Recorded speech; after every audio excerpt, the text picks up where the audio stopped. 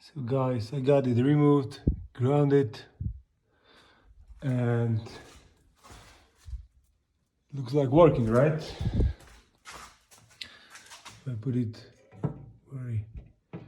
very top, actually bottom, it's red. If I put it on the top, it's full.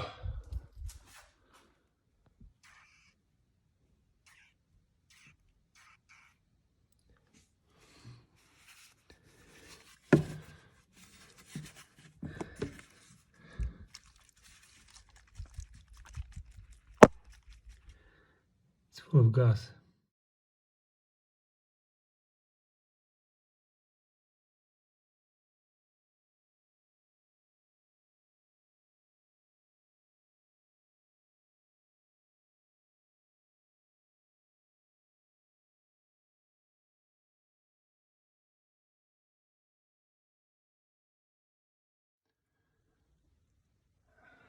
It's connected,